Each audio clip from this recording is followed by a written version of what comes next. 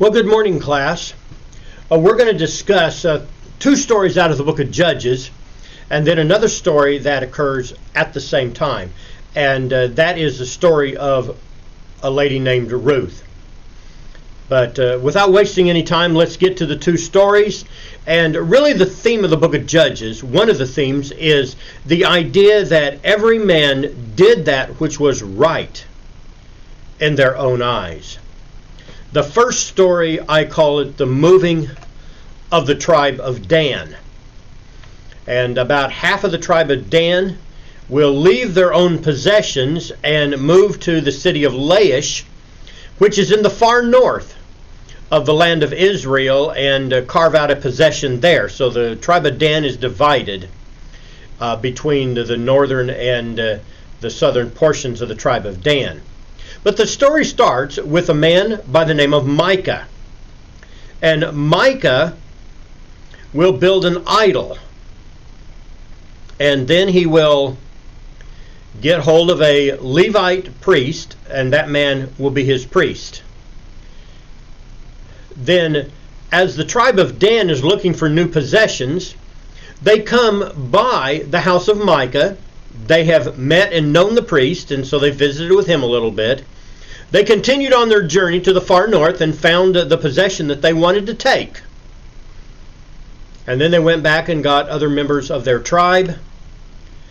And as they traveled north, they stop at the house of Micah, and they steal the idol. And then they ask the priest, "Would you like to come and be a priest for our tribe?" And that man agrees. And so the tribe of Dan then moves to the northern part of the land of Israel. They will kill and wipe out the city of Laish, destroy it, and will rename it the city of Dan. Thus you have the statement from Dan to Beersheba, and Dan is the most northernmost city of the land of Israel. They'll set up the idol there. The priest will become their priest, and idolatry will be entrenched in the tribe of Dan from then on. In fact, even later on in historical years, when they set up idols in Israel, they'll set up one in Dan at the northernmost place for the people to go worship there. So that's the story in a nutshell of the moving of the tribe of Dan. You have a man by the name of Micah that makes an idol, gets a Levite priest.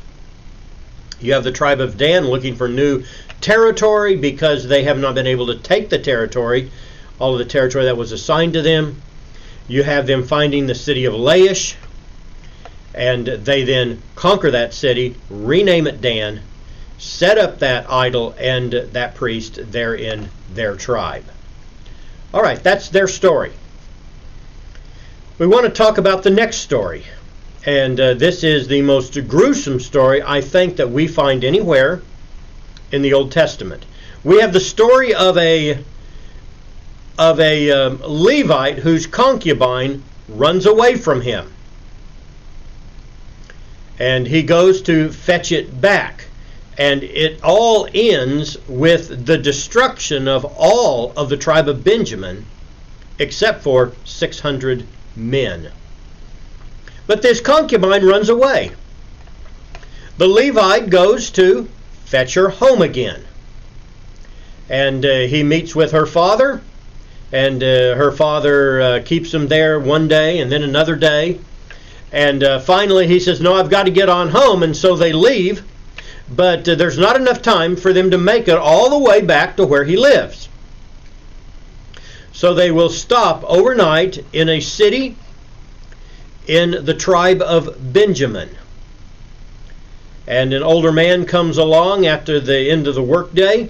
He sees the man resting in the street. He invites him into his home. And so this Levite and the concubine will go into the home of this man there in the tribe of Benjamin. And then the men of that town come and begin pounding on the door. And they want that man to come out so that they can have homosexual relationships with that man. And he refuses, and they are bought off by him giving his concubine for those men. And those men will abuse that concubine all night long. And in the morning she will come back to his doorstep. She will fall down upon the doorstep, and she is dead. Dies there. The Levite will take his concubine. He will travel back to his home. He will then cut her up into 12 pieces. And he will send one piece to each of the 12 tribes. I don't know if you can quite imagine, but the mail comes and you've got this, big package. And somebody says, well, what is it? I don't know, but it stinks terrible. They open it up, and lo and behold, here is a piece of the concubine, one of the 12 pieces. Israel is rightly outraged over the behavior of these men from Benjamin. They gather together. They question the man. They go to the tribe of Benjamin, and they tell the tribe of Benjamin, turn those men over to us and let them be punished. But the tribe of Benjamin decides that they are going to defend those men who have done this awful deed. And so the rest of Israel will declare war on Benjamin, and after several days of fighting, all of the men of Benjamin will be killed except for 600 men who escape to a fortified area that they cannot take. They also kill all the wives, the children, and they exterminate the entire population. So there is no one left. After they have accomplished that, then they begin feeling bad about the whole situation. And they determine to find wives for those 600 men so that they do not destroy one of the 12 tribes. So they look around and they ask, well, which tribe didn't or who did not show up, or what city did not show up to help in this job? And they find that the city of Jabesh Gilead did not show up. So they send men down to the city of Jabesh Gilead. They kill all the men, the married people, and all the unmarried girls. They bring back and provide 400 wives for those 600 men. But there are still 200 men which do not have a wife. And those 200 men, they think, we've got to find wives for them. Well, every year they had a festival, a religious festival at the town of Shiloh, where the young virgins came out and danced before the Lord. Now, when we talk about dancing, we're not talking about dancing like we think of dancing today. It is a religious festival. There is probably some music and some motions, but there is no mixing of the males and the females involved in that dancing. But anyway, they're there, and they tell those 200 men, go hide yourself in the bushes. And then upon a given signal, each man of those 200 men will go out and catch themselves a wife. And they will say, when you do so, we will tell her brothers and her father that we've allowed you to do so and protect you. And so those 200 men will get wives that way. So all 600 men from the tribe of Benjamin now have a wife. So the tribe of Benjamin will become the smallest and the weakest of the tribes, at least for a long, long time. Later on, there's going to be some great men in the tribe of Benjamin, but at this point, the tribe of Benjamin is almost completely exterminated because of the sin of homosexuality that is in their midst. God approves of the destruction of that tribe over this issue. The theme that I mentioned is that every man did that which was right in their own eyes. The book of Judges mentions that several times. But in a nutshell, the tribe of Benjamin, the men of Benjamin in one town want homosexual relations with a Levite priest. And instead, he passes off his concubine. She is cut up in 12 pieces. A piece is sent to each one of the 12 tribes. The 12 tribes are outraged. They gather together, and they will exterminate the tribe of Benjamin except for 600 men. And then they will have second thoughts, and then they will provide wives for those 600 men, out of 400 out of the town of Jabesh Gilead, and 200 from a festival at Shiloh. All right, let's move on to the third story. And we've had two pretty ugly stories in one sense, but this is one of the most beautiful stories in Scripture. The story of a Moabite girl by the name of Ruth. It will start with a man by the name of Elimelech. Elimelech, his wife Naomi, and two children, two boys. Their names are Mahlon and Chilion. There's a famine in the land. They live in the town of Bethlehem, and they will leave Bethlehem and they will move to the country of Moab.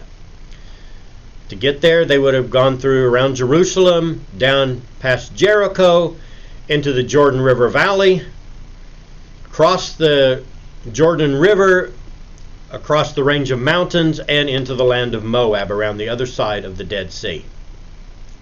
They're there 10 years, and during that period of time, all three men die. And with the death of her husband and the death of her two boys, Naomi determines to return home. But her sons have married. We have one daughter-in-law named Ruth, another daughter-in-law named Orpah.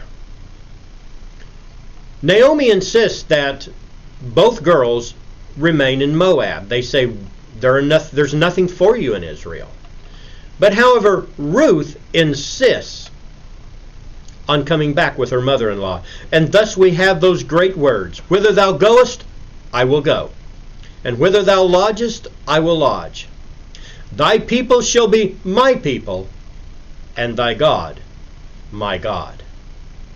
I think the key little verse right here, key little phrase right here, is this phrase, "Thy God shall be my God." Ruth had one opportunity to know Jehovah. She saw it in the family of Elimelech and Naomi. A family that may have lost their way, a family that may have lost their God, but nevertheless, Ruth saw something and she said, "I want your people to be my people. I want your God to be my God." And she determined, "I'm going to go home with you." Now, the reality is, it's a very racist period of time. She has no welcome in the land of Israel. They do not like Moabites. Naomi knows that. She encourages Ruth to stay.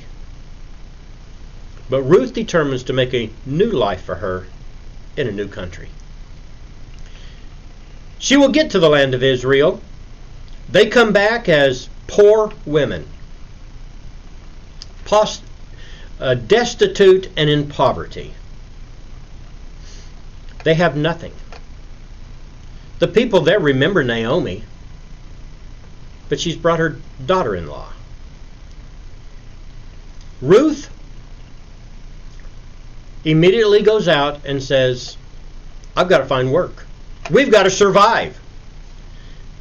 And we have the story of what the provision God made for poor people. They had the right to glean after the harvesters had gone over a field. And it says by hap she landed upon the field of a man named Boaz. And she goes to the field of Boaz. She will follow him through the harvest, all the way to the finish. And by this time, Ruth has made a name for herself as a good young lady. She may have been a Moabite. She may not have had a good background, but she has left a reputation behind her that is positive. And let me say this, that anybody that wants to can get beyond their heritage and get beyond their family and make their own way and their own reputation and make something of their own life. And that is exactly what Ruth did. At the end of the barley harvest, Naomi gives her some instructions. Now, I do not suggest that anybody try this today. She went down to where they were threshing grain. She lay down at the feet of Boaz, uncovered his feet, and in reality, she was asking Boaz to be her kinsman redeemer. Boaz woke in the middle of the night, discovered her there, sort of shocked. But he wastes no time. He goes to town the next day. And he says, there's a man that has a closer tie than I do. And if he wishes to be your kinsman redeemer, he has that right. So he goes in and he meets that man. He tells him, Naomi's got some land. It needs to be redeemed. And you've got to pay the debts off. And if you're not interested in it, he said, I am. That man thinks about it and he says, that land would be good land. He said, I think I'll take it. I can picture Boaz's heart just simply falling. And Boaz said, well, you know that that land comes with a wife. You have to take Mahlon as your wife, Ruth the Moabitess. Oh. He says, I don't think I want that. And Boaz said, well, I do. And their way to settle something legally would be to take off your shoe. And so they called some witnesses around. He took off his shoe, and Boaz married Ruth. Now Ruth the Moabitess marries into the family of Boaz. Boaz is of the family of Rahab. So this is not the first foreigner that has been in the family line of Boaz.